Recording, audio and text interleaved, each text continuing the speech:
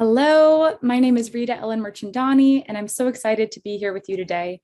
I am a spiritual coach and Akashic record reader, and today we're going to be talking about how we can set healthy boundaries to help us overcome people pleasing and to cultivate more meaningful relationships with ourselves and those around us. And to start, I want to actually tell you a story about a date that I went on a few years ago that really taught me a lot about the importance of boundaries and how to overcome people pleasing. And this was really a huge awakening in my own journey to where I am now. So a few years ago, I was working in the hospitality industry and I moved to Miami to work at a hotel there. And one day it was off work. I was off work and I went to a local coffee shop and I was just working on some other projects. And I ended up talking to someone there and we really hit it off. And this person ended up asking me out on a date. Now, normally I don't agree to go in someone's car unless I've known them a while. But me and this guy were talking. And since I was new to Miami, I didn't have a vehicle there. And truthfully, I was trying to save money. I agreed when he asked me if I would like to go to Miami Beach and he could pick me up from the hotel I was working at. So the day arrives and he picks me up. And I get in the car, and for the first 5 or so minutes, everything is going fine until he suddenly reaches over and starts holding my hand. Now, I don't know if this is normal or not, but for me, I felt very uncomfortable in that moment. It wasn't something I was used to, nor was I ready for that. And what was interesting to me was that when this happened, I found it really strange, but I couldn't actually tell him that I didn't want him to do that. I started noticing that I started struggling to even find the right words to say, please stop touching me. What instead happened is that I started to come up with things like, I'm not sure I want you to hold my hand, or I'm not really, comfortable, but I wasn't giving clear direction to him. I was giving mixed signals in that moment, and I could hear myself as it was happening. So what ended up happening was we went to the beach, and for the next 2 hours, it was kind of a strange situation of both of us kind of pushing different boundaries and not really understanding the expectations of the other person. And what I just remember was, again, I couldn't figure out how to just vocalize, please stop doing that. I don't want you to do that. So what ended up happening was that after this, when I got dropped back off at the hotel, I had a long, hard think about what are boundaries, why are they important, and why do we need to know how to do them? And that's what I want to talk with you about today. So,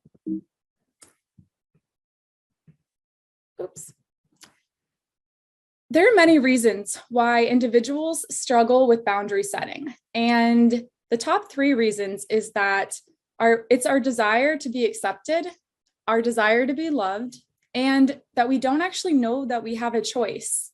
So because of social conditioning, perfectionism, our culture, many of us aren't even aware that we are allowed to set boundaries and in what circumstances, and how really our inner authority can do that.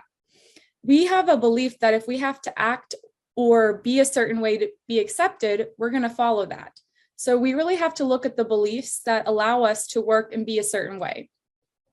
The problem with this, if we are just acting a certain way, doing things because we think it's what people want, but we're not actually sure if it's what we want, we are losing our authenticity. We're no longer living from a place of, I'm doing that because I want to do that, not because it's something that we think is expected or we think will lead to us being liked. It leads to a world where there's a lot of confusion and no one actually knows what anyone wants. So why do we struggle to set boundaries or people please? We now know the issue is that if we don't set them, there's a lot of inauthenticity, and really we might not be sure who we truly are. I know I felt that way before. In that car, I really didn't know, and I couldn't vocalize what I wanted, and it was really confusing. So I want to talk about agreeableness. Agreeableness is the state or the condition of being pleasing or liking. So there can be a belief that's very common, especially in the workplace, that if I'm liked, I will be more successful. The problem with this belief is that they've actually done research on this. If someone is more agreeable at work, which don't get me wrong, sometimes we have to be agreeable. Like, if someone's like, what food are we ordering today, right? If everyone has a different opinion, it's going to get confusing and you'll never find a common solution. But in the workplace, someone who tends to be more agreeable, it's more likely over their career that they will be less paid, that they will have less promotions over the longevity of their career, and that the one thing that was a positive for being agreeable is that people are less likely to be bullied. So really, if you agree with what is set, the boundaries that you are expected to adhere to, you're less likely to have resistance from wherever you're giving it from. So it does provide this illusion of safety in some way. But ultimately, we have to really think about our agreeableness, because if moving ahead is something that we want, over the longevity, if we're not thinking of it, it can set us back. So when being agreeable, you can ask yourself, am I putting my needs behind the needs of others? And is this what I truly want? So knowing both of those answers is going to help in knowing, hey, should I set a boundary here? Like, is this actually what I should do? These are questions that you can ask yourself on that journey. So maybe recently you've heard the word boundaries a lot. It's very widely used all over the world and really is becoming a more common term. So the actual definition of a boundary is something that indicates a border or a limit. We can think of a physical boundary like a gate, or we can think of one that's more abstract, such as the boundaries we set with people in the world around us. The way I'm speaking about boundaries is that they're how we tell the world what we are and we're not okay with. So they're really how you say, I want this to be my life. This is what I will and will not tolerate. An example of a concrete boundary is, I don't answer my work phone on or off hours. It's very simple. It gives a time, it gives a placement, and it tells the world what you are and are not available to. So, you're not even having to question that boundary. Like, let's say you don't even have that boundary of, well, I answer my phone at all hours, right? You're going to kind of be checking it all the time. But until you set that a specific amount of time that you're willing to look at it, the boundary is not concrete. And that's okay, as long as it's something that you're conscious of and consciously aware of. Some other boundaries might take longer to come up with, and they might be more flexible, because some boundaries you might have to kind of move around a bit with and also be upfront with them. So another example is, I only invite someone to my house after knowing them for at least a month or when I feel comfortable with them.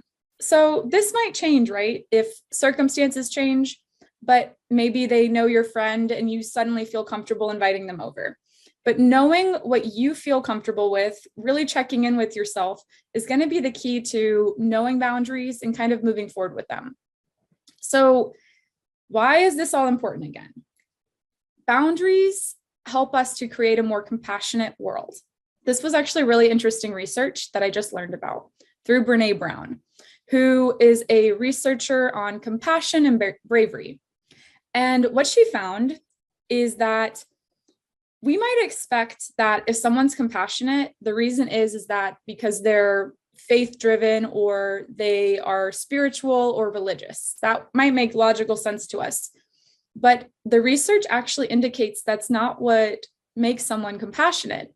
What actually was correlated with someone being a more compassionate person is the amount of boundaries that they set. There was no attachment with their spiritual faith or what they believed spiritually. And so what this tells us is that for a more compassionate world to be possible, we have to really think about what are our boundaries and are we setting them? So an example of this, it's thinking back to, let's say you have a friend who asks you to borrow money, or they ask to borrow money from you. And, at that time, it feels good to you. It feels right. You're like, yes, absolutely. And then that same friend goes back to that same person and is like, hey, can I borrow some more money? And this time it's like, you're feeling like, oh, I'd really rather not, but they're asking, let me give it to them. And then this friend comes back again and they're like, can I borrow money again? While we might think that it's compassionate to do something, right? Like it's kind of someone's in need to do something, we have to be aware of what our own boundaries are regarding that thing that we're doing. Otherwise, we might start to feel resentful and taken advantage of. And the thing is, that person who's asking, they may not be aware that they're actually taking advantage of your boundaries, because unless we're explicitly stating them, they might think that it's okay. And that's why we have to be clear on it, because otherwise expectations get misaligned, our assumptions don't match up with others, and it's really kind of a gray area. So in that circumstance, the resentment, not feeling you have to do something, can be avoided by having boundaries set in place. And one thing you can ask yourself, if you find it hard to set boundaries, you can ask yourself questions like, what is the intention I'm doing this from? So for example, if you were to go to the coffee shop with your friend and you wanted to buy them coffee, ask yourself, am I doing this because I hope I'll get something from this, like my friend will like me more? Or am I doing this because it's actually just makes me happy to give back? And if you kind of always are playing with this intention of where is this action coming from, it'll be a lot easier to set boundaries. So when we start to set boundaries, especially if this is something that's newer to us, it's really important to remember to do this with kindness and intention. We can often set boundaries without really thinking through the intention and the emotion we want to put behind it. So this, if we don't do that, it can often come off very harsh to others, and it's just something we want to be conscious of. So a boundary, and really a way we can think about this, is ghosting. So ghosting is a term, I would say, that's become really common in our modern world within dating and within actually the workforce. So what ghosting means is that after there is like an exchange, some sort of exchange, that someone in that exchange disappears without an explanation. And what this can do is that some people might say, well, I didn't like that person, so I just didn't respond. And of course, we have to use our discernment with these type of things always. But when two people are entering into some sort of a relationship, whether that be a job relationship or a dating arrangement, we have to know what are our boundaries around that. Is it our expectation that if we apply for a job, we expect to know the result of that relationship? That could be our boundary. And if we're an employer, our boundary could be that we always respond to every candidate. But getting clear on this is really important, because otherwise it can keep spreading this kind of gray area that we have within these scopes. So if someone is ghosted, for example, they might believe that they did something wrong, when in essence, they did nothing wrong. It just wasn't a match.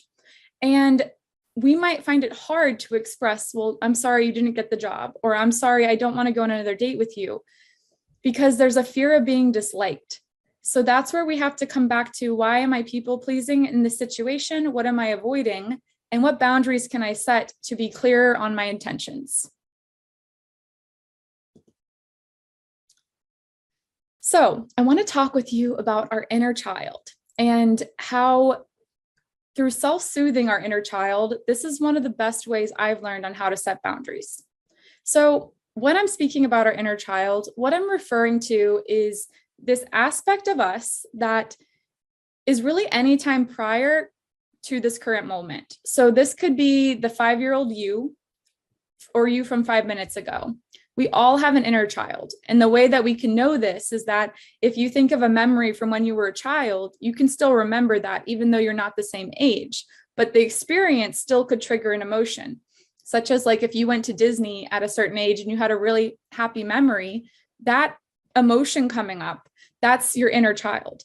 Or if you had, you remember, you fell off your bike and you still remember that emotion is still your inner child.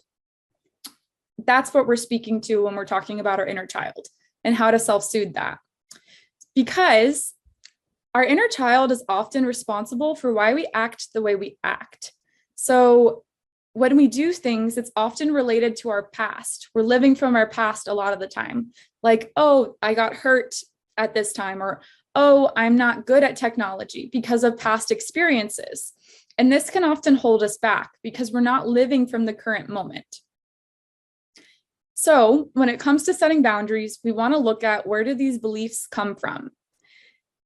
Interestingly, as a child, maybe you've heard some of these type of sentences or, sentiments. And I'm sure as I'm saying them, maybe you've had like some are popping in your head. Just notice them and opportunity to be aware of them. But I know some things I've heard were: strong boys don't cry, little girls always smile, and we have to love our family no matter what they do to us. And I think culturally, these are things that many of us may have heard, maybe not in those exact words, but similarly. And if those are things that we are taught since we were at a young age, it makes sense that we go back to the time when those thoughts were learned. So even though us at this age may no longer believe those things, we know consciously, no, I don't believe that. No, that's not true. There can still be a part of us that does believe that. And that's why it's important to keep addressing and soothing our inner child based on their experiences. And one way you can do this is, when you feel safe, you can just kind of tune into your body and think, when did this first start? Like, when did I first feel this way? Just be conscious of it. Don't judge it. Just let it be there and notice it. That's going to tell you a lot. Just the simply noticing of, when did this even start? So, for example, in the car, when I went back to noticing, why couldn't I actually find the words to say? Like, why was I unable to speak what I knew I wanted? I knew I didn't want him to hold my hand. I wasn't giving him clear verbiage on what to do in that situation. And I basically remembered this belief as a young girl that good girls don't cause trouble. Good girls don't cause a scene. And being a good girl meant just kind of being agreeable to some degree. Like, don't cause a scene.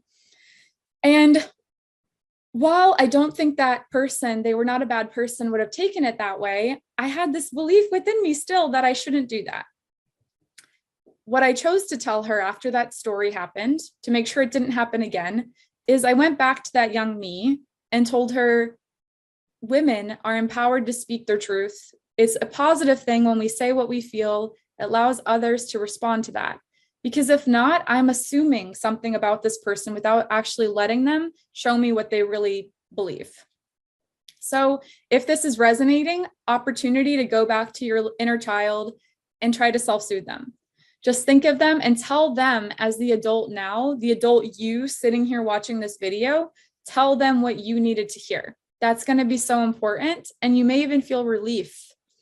Sometimes we expected when we were children for adults to tell us certain things, but it just wasn't the way it was at the time. We now have the opportunity as ourselves as the adult to be an adult to our inner child. This allows us to take our power back.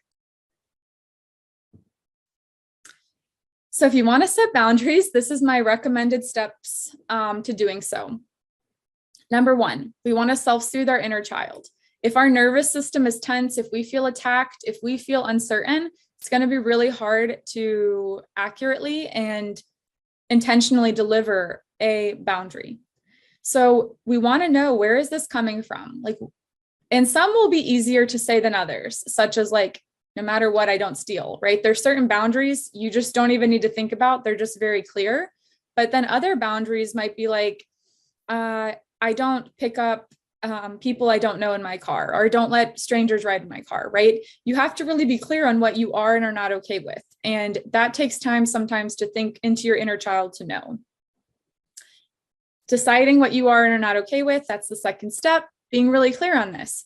Does it feel good to me? Why am I doing this action? Asking yourself these types of questions continually. While it might feel like a lot at first, over time, this is just a habitual thing that you start to do. Draw the line.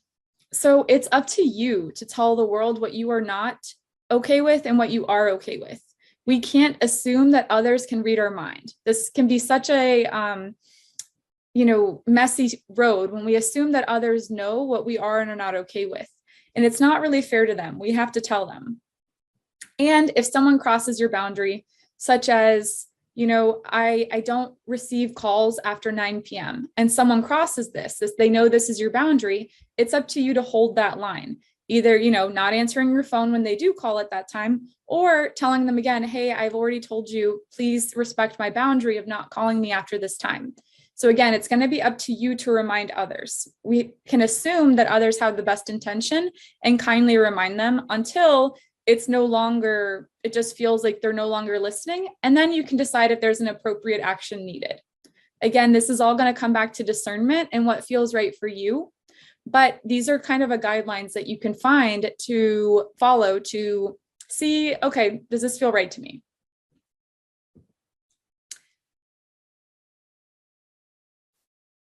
So once you've formulated and communicated your boundary, keep soothing your inner child that whole time. Just let them know it's okay, they're loved, and that they're desired to be liked, that you like yourself. If you like yourself and you tell your inner child that you're loved, a lot of those fears might just evaporate. And the big thing that I also want to talk about with boundaries is that sometimes we can assume that others are doing it on purpose. And I found that this is not true. Again, if people don't know that we have a boundary, there's a miscommunication a lot of the time. And especially in work, I've seen this a lot. So if you're at work and your boss is continually emailing you, let's say late at night, and you're not responding, and the boss is getting mad in the morning that you haven't responded, or they're just kind of like, hey, what's going on? Why aren't you responding? The way that you both can set a boundary here is to have a discussion over what are the expectations that you have of me. And then you can say, okay, well, my boundary is I'm not willing to work these extra hours unless this is agreed upon in my contract. And your boss might say something like, hey, I totally understand that. Is it possible on Tuesdays when I'm at my son's soccer game that's the one night a week you do that? And you come to this common agreement, and then you might actually have a stronger bonded relationship because you both got to express what you were looking for. Otherwise, there's just this constant missing each other. And it's not that anyone's doing it intentionally. It's just there's simply a lack of understanding of what each other's boundaries are and expectations are. These type of conversations cultivate like more meaningful connections, relationships, and really they help you to understand yourself so much more. Also, I can say that running my own business, I'm grateful when people tell me maybe what exactly it is that they want. It makes it a lot easier. And I know in management, a lot of the time, they may not know that an employee is not happy with something. And they might be relieved, especially if they really care about you and want you to be there, that you told them, because companies want to retain their employees. So give them the opportunity in those circumstances to hear you out. So going back to the start of my story, what I think is interesting upon reflecting about it is I originally thought that the boundary was broken when he started holding my hand in the car, but it actually wasn't. The boundary was broken within me a lot before that. When he came up to me at that coffee shop and I agreed to go in that car with him, even though I normally don't do that, I broke my own boundary. And upon reflection, I can see that. And now it's a lot easier to say, okay, well, I would have done things differently. If that boundary had been broken, first of all, in the car, I would have been more direct. And then at the beach, instead of letting that go on for 2 hours, I would have said, hey, this isn't working. I'm just going to call an Uber. So there were so many opportunities for me to readdress the people pleasing and boundaries, but I just didn't know what that was at the time. So be compassionate in your journey with yourself on learning how to overcome people pleasing and boundary setting. This is something that takes a long time for many of us to learn. Some of us have already mastered it. Maybe you have watching this video, but I know for me, it's been many trials and errors. And as we know, setting boundaries will make you more compassionate. So in the journey, based on the research from Brené Brown, in this journey, have compassion, because that's literally what you're cultivating for yourself and others by setting boundaries. It is the most compassionate thing you can do. And that's what I want to leave you with. I also wanted to share, imagine a world where no one told you what they felt. So it's important. it's important to cultivate this and to hold those boundaries and those lines, because otherwise we would have a very different planet where there was no authenticity. Thank you so much for joining me, and I hope you learned something about boundaries. Thank you.